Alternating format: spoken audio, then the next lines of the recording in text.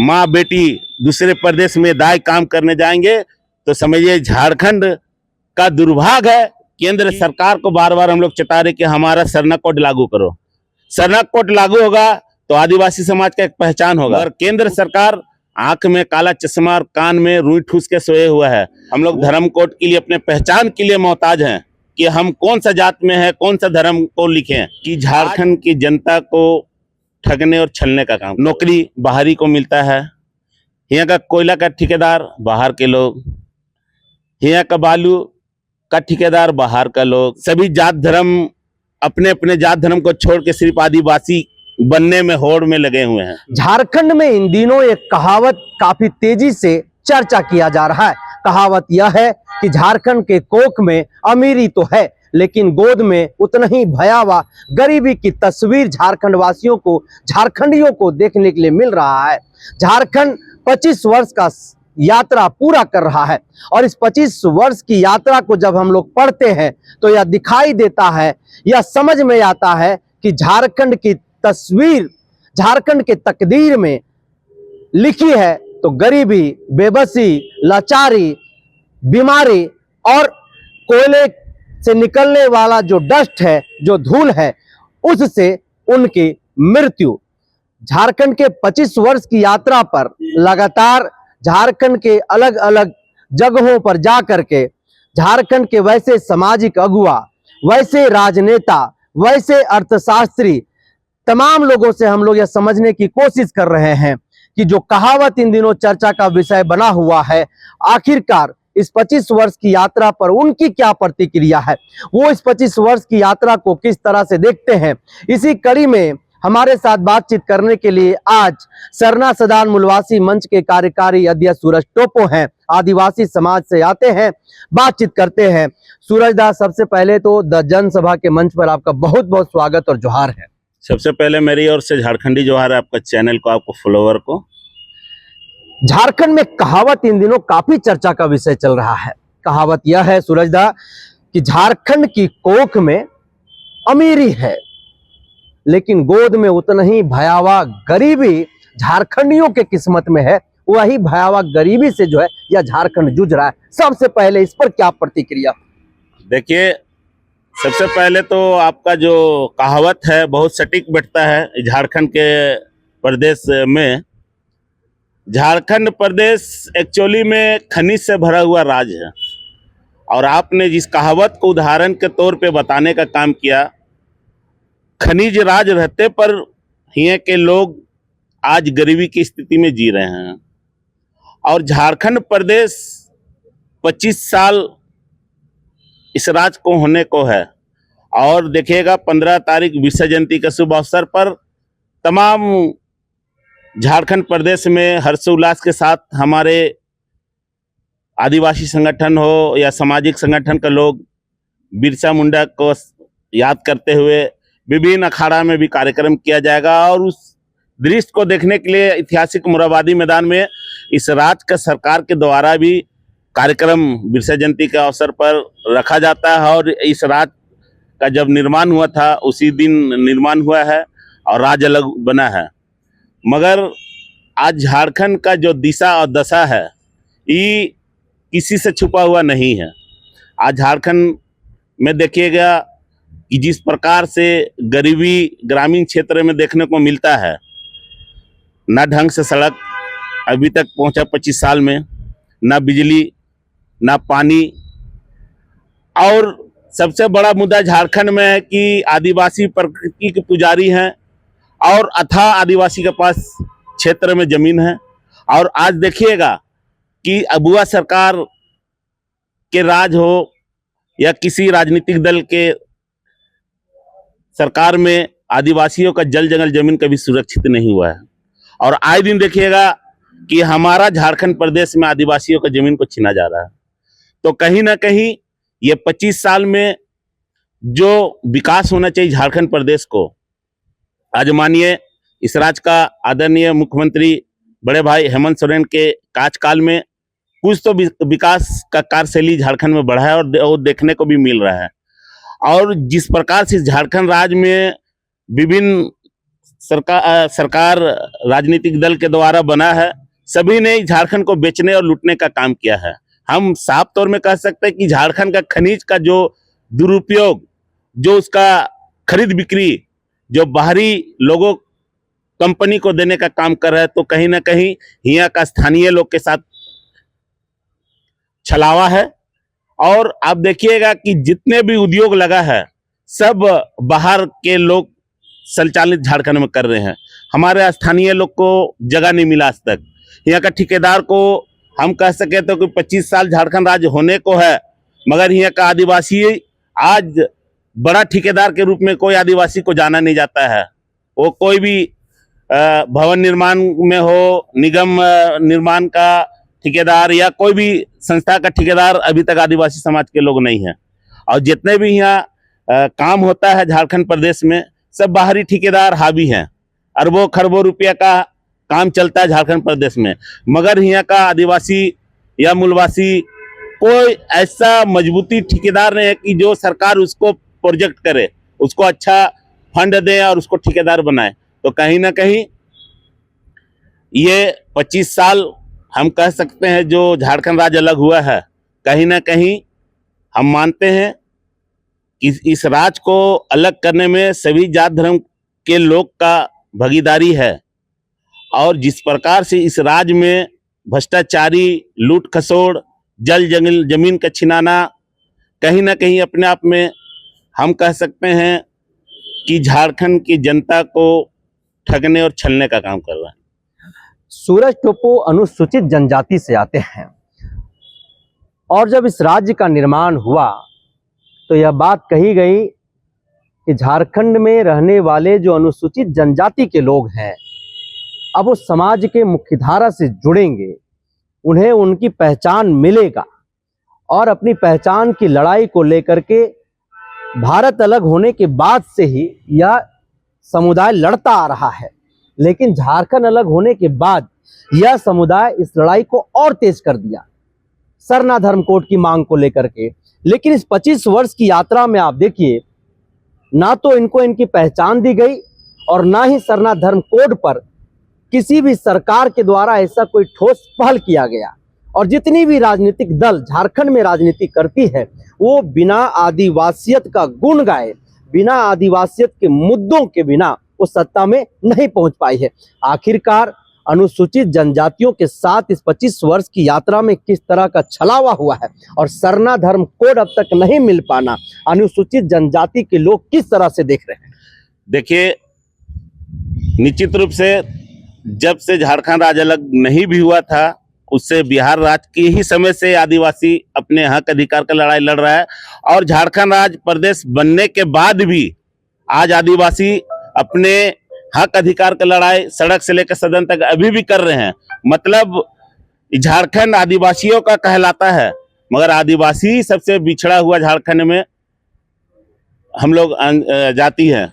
आज देखिएगा, हम लोग धर्म कोड के लिए, अपने पहचान के लिए मोहताज हैं कि हम कौन सा जात में है, कौन सा धर्म को लिखें। आज हमको वैकेंसी भी भरना पड़ता है इस राज्य में, तो हमको हुआ हिंदू लिखना पड़ रहा है। हम प्रकृति के पुजारी हैं, हम पहान व्यवस्था का पुजारी हैं, पहान व्यवस्था से हम लोग का पूजा पाठ होता है, मगर हमको मजबूरी में हिंदू लिखना पड़ता है। तो कहीं ना कहीं आदिवासी समाज को राजनीतिक दल या केंद्र सरकार हो या किसी का भी सरकार हो, सब वोट बैंक बनाकर आदिवासी को रख दिया है। आदिवासी जब अपने हक अधिकार का लड़ाई लड़ता है तो देखिएगा, आदिवासी के ऊपर अनेकों दर्जनों केस कर दिया जाता है। उदाहरण हम कह सके तो नगड़ी का मामला हो, या हम कह सके तो हमारा सरना स्थल का मामला हो, हम कह सके तो अभी जो हमारे जितने भी कुर्मी समाज के खिलाफ में हम लोग रोड में उतरे, सड़क में उतरे और सभी जिला में कार्यक्रम कर रहे हैं, उस जिला में भी हमारे आदिवासी संगठन के द्वारा विरोध प्रदर्शन में हमारे अगुवाओं के ऊपर केस कर दिया जा रहा है। तो कहीं ना कहीं आदिवासी को वोट बैंक बना के रखना चाहता है। इनके विकास के लिए, इनको आगे बढ़ावा के लिए कोई भी सरकार कदम नहीं उठा रहा है। मगर निश्चित रूप से इस बार, पिछले बार हेमंत सोरेन जी केंद्र सरकार को धर्म कोड को लेकर सूची भेजने का कैबिनेट से काम किया, मगर केंद्र सरकार आंख में काला चश्मा और कान में रुई ठूस के सोए हुआ है। वो लोग जानता है कि जिस दिन आदिवासी को हम लोग सरना कोड लागू कर देंगे तो आदिवासी वोट बैंक बन के नहीं रहेगा। फिर वो आदिवासी जो आरक्षण मिला है, जो संविधान में मुझे हक अधिकार मिला है, उसका लाभ उठाएंगे हम लोग पूरे झारखंड प्रदेश में। तो आदिवासी समाज बहुत सशक्त मजबूत समाज बन जाएगा। इसी का डर है वो लोग को, और वो लोग चाहता है कि आदिवासी को हिंदू बनाना जबरन नेता लोग चाहते हैं। इसका हम लोग कड़ा विरोध तमाम आदिवासी समाज करते हैं। इस 25 वर्ष की यात्रा में अनुसूचित जनजाति कितना विकास कर पाया है? देखिए, हम तो अभी आपको बताएं कि इस प्रदेश में जब से झारखंड राज्य अलग हुआ है, किसी क्षेत्र में चले जाइए, वो नेतागिरी में चले जाइए, सामाजिक काम में चले जाइए, या बिजनेस पर क्षेत्र में चले जाइए, या ठेकेदारी लाइन में चले जाइए, या सरकारी नौकरी का वैकेंसी में चले जाइए, या रोजगार के मामले में चले, हर जगह आदिवासी को ठगने का काम किया। और हर जगह आदिवासी आज भी जूझ रहे हैं। आज देखिए, नौकरी बाहरी को मिलता है, यहाँ का कोयला का ठेकेदार बाहर के लोग, यहाँ का बालू का ठेकेदार बाहर का लोग, यहाँ रोड निर्माण हो रहा है, ठेकेदार बाहर का लोग। तो आदिवासी झारखंड बोला जाता है पूरे भारत देश में कि प्रथम नागरिक है आदिवासी समाज, और ऐसे समाज आज पिछड़ा हुआ है। तो कहीं ना कहीं या के राज्य के नेताओं के कारण या राजनीतिक दलों के कारण मैं इस 25 साल के अवसर पर इस राज्य के सरकार से, माननीय मुख्यमंत्री हेमंत सोरेन जी से आग्रह करते हैं कि आदिवासी समाज को मजबूत करने के लिए, फिर से आदिवासी के हक अधिकार को देखते हुए उनके मान सम्मान को मजबूत करने के लिए, आदिवासी समाज को मजबूत करने के लिए केंद्र सरकार से फिर से सरना कोड के लिए कैबिनेट से पारित करके भेजे। और इस बार केंद्र सरकार आदिवासी का बातों को नहीं सुनेगा तो झारखंड में हम लोग तमाम आदिवासी सड़क में उतरकर केंद्र सरकार के खिलाफ में हम लोग उलगुलान करेंगे और सड़क से लेकर सदन तक उनका विरोध करेंगे। झारखंड में झारखंडी कौन है, इस 25 वर्ष की यात्रा में यह अब तक स्पष्ट नहीं हो पाया है। और इस लड़ाई को राज्य अलग होने के बाद से युवा अलग अलग समय में सामाजिक संगठन के लोग लड़ाई लड़ रहे हैं और लगातार सत्ताधारी दल से यह मांग करते रहे हैं कि हमें हमारी पहचान दे दो, खतियान आधारित स्थानीय नीति परिभाषित करो। लेकिन अब तक यह धरातल पर दिखाई नहीं दे रहा है। अब झारखंडियों को यह सौभाग्य जो है प्राप्त नहीं हुआ है। आखिरकार कहां पर जो है रुकावटें आ रही है, क्यों नहीं झारखंडियों को उनको उनकी पहचान दे दी जा रही है? देखिए, सबसे पहला बात यह है कि झारखंडी का पहचान, जैसे हम कह सके कि आदिवासी अपना पहचान के लिए आज मोहताज है। हमारा लंबे समय से हमारे बुजुर्गों ने, अगुवाओं के द्वारा, तमाम आदिवासी संगठन के द्वारा केंद्र सरकार को बार बार हम लोग चेता रहे कि हमारा सरना कोड लागू करो। सरना कोड लागू होगा तो आदिवासी समाज का एक पहचान होगा। उसी प्रकार सभी जात धर्म के लोग अपने लगे हुए हैं। और केंद्र सरकार जानता है कि हम किसी को राज्य में पहचान दे देंगे तो कहीं ना कहीं हमारा राजनीतिक करियर खत्म हो जाएगा। और जिस प्रकार से झारखंड का खनिज का दुरुपयोग केंद्र सरकार के द्वारा किया जा रहा है, वो लोग चाहता है कि झारखंड प्रदेश का जितना भी खनिज हो वो बाहरी लोग छीन के ले जाए।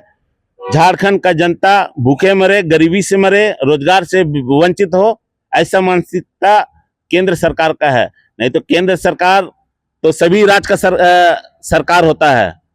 सब राज्य को बराबर देखना चाहिए, सबका हक अधिकार का बात सुनना चाहिए। हमको लगता है कि केंद्र सरकार कहीं ना कहीं झारखंड प्रदेश को क्या नजरिया से देखता है, जो यहाँ के झारखंड का समस्या को लेकर कभी प्रधानमंत्री हो या भाजपा के राष्ट्रीय अध्यक्ष हो या कोई भी खुल के झारखंडीय के बारे और झारखंड का समस्या को लेकर समर्थन नहीं करता है।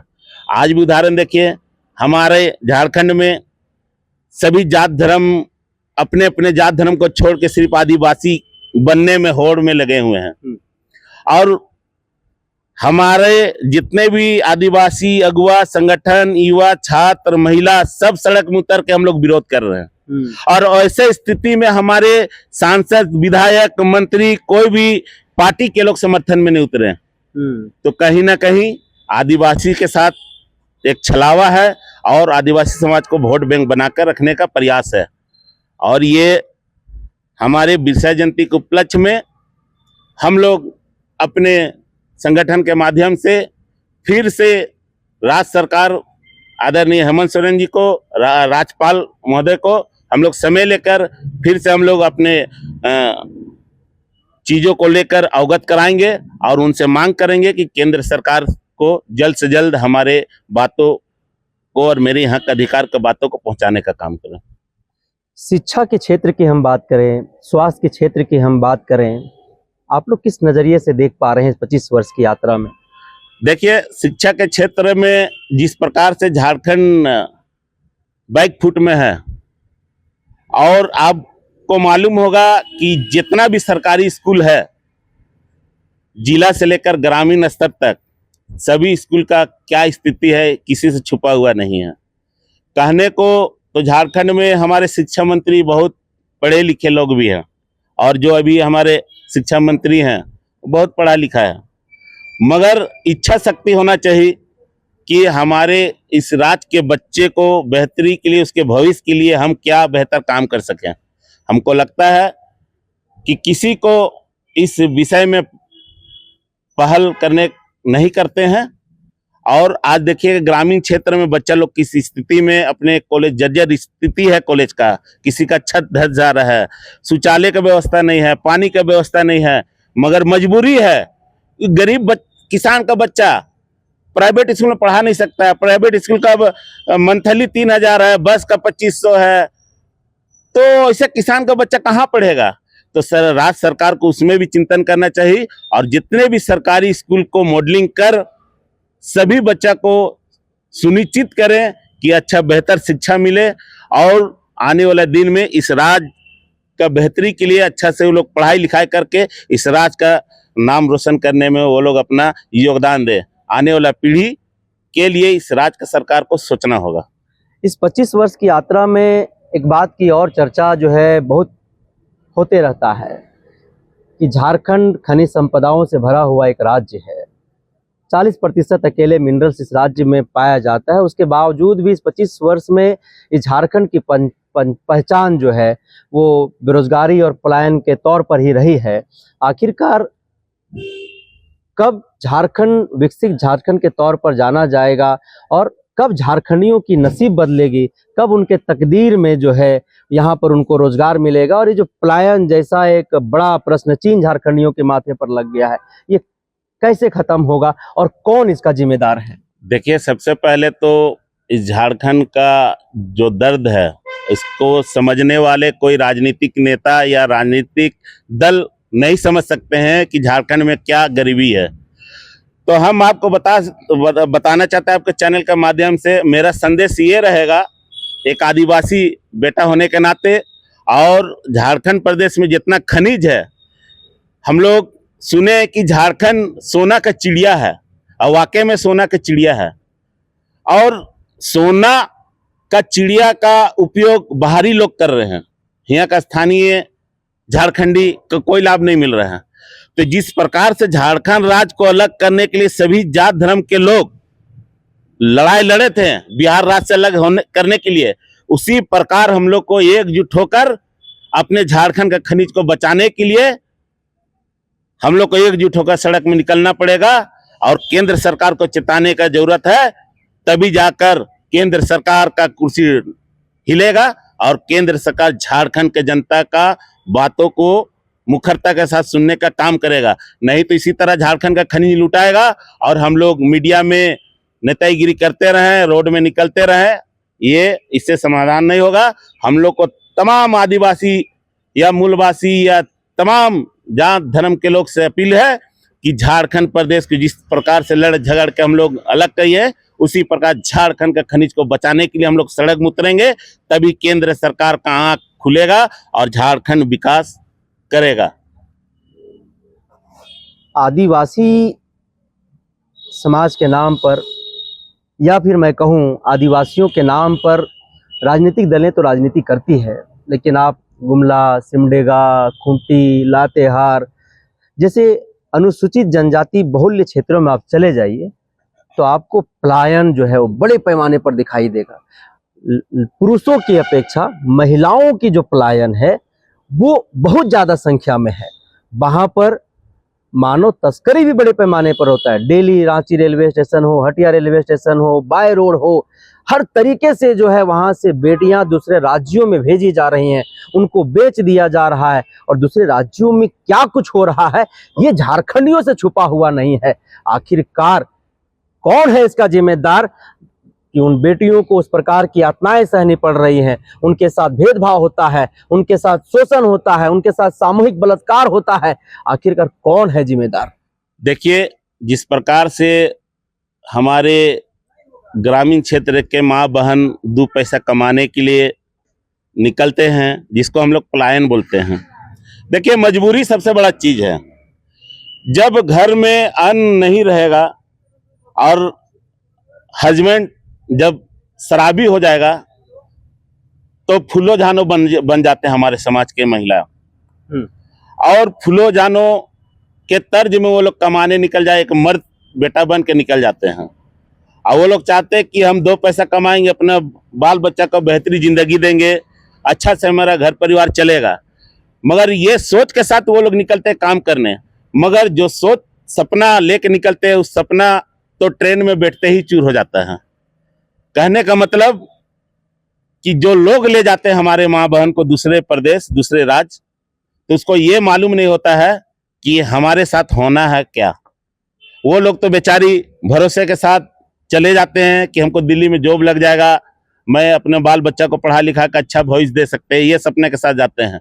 मगर वो दिल्ली पहुंचते पहुंचते दलालों के द्वारा बेच दिया जाता है। तो हम बहुत लंबे समय से तमाम आदिवासी हो, इसका भी खिलाफ में हम लोग केंद्र सरकार हो, राज्य सरकार को चिताने का काम किए हैं। बहुत काफी महिला को झारखंड भी लाया गया सरकार के द्वारा। तो हम सरकार का विफलता मानेंगे, इसलिए कि सरकार को पूरे मजबूती के साथ यहाँ का महिलाओं को उद्योग से जोड़े, रोजगार से जोड़े, तो हमारे महिला सुरक्षित होंगे, तभी दूसरे प्रदेश नहीं जाएंगे। सरकार को चिंता करना होगा, क्योंकि अबुआ सरकार है, अबुआ बेटा है, और इस राज्य का आदिवासी माँ बेटी दूसरे प्रदेश में दाई काम करने जाएंगे तो समझिए झारखंड का दुर्भाग्य है कि इस राज्य में हमारा आदिवासी मुख्यमंत्री है। यानी कि ये दुर्भाग्य है कि अगर हमारी बेटी बाहर जा रही है और राज्य में मुख्यमंत्री आदिवासी। यस, हम देखिए हेमंत सोरेन जी से बहुत मेरा लगाव है, हृदय से हम बहुत उनको प्रेरणा स्रोत मानते हैं। और उनके कार्यकाल में बहुत सी योजना का काम भी हो रहा है, इसको हम डिनाई भी नहीं करेंगे।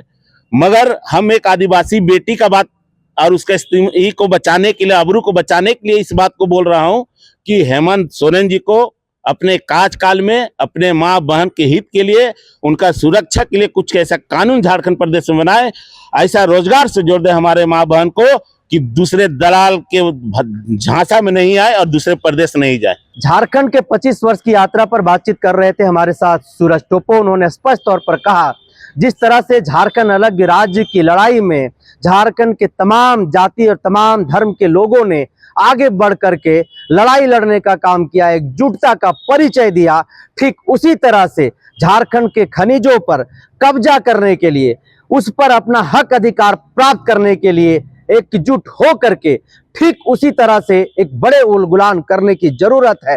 तभी उन खनिजों पर जो बाहरियों का कब्जा है, बाहरियों को जो दबदबा है, उन बाहरियों को यहाँ से खदेड़ा जा सकता है और हम झारखंडियों को उस रोजगार के साथ, उस खनिजों के साथ जोड़ा जा सकता है। और झारखंड से तभी पलायन और बेरोजगारी जो है वो भी दूर होगी और सरकार को तभी जो है वो सबक भी मिलेगा। तो लगातार 25 वर्ष की यात्रा पर ऐसे ही नौजवानों से, ऐसे ही शख्सियतों से मिल करके हम बातचीत करते रहेंगे। क्या उनकी प्रतिक्रिया है, कैसे इस 25 वर्ष की यात्रा को वो देख रहे हैं।